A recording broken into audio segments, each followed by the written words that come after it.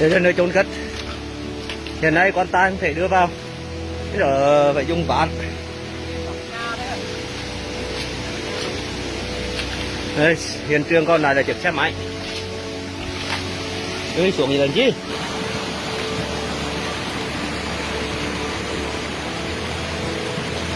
Ngôi nhà còn lại gì?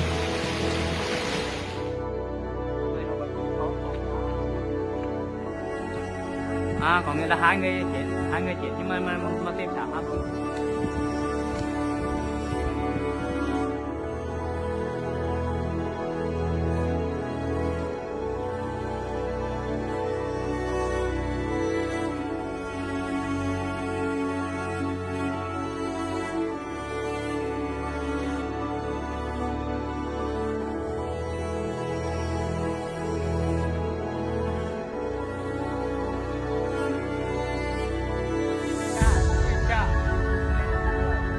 Qua đợt trước là cấp cứu thôi chứ mà phát qua chính thức vì thầy quý sư cô và các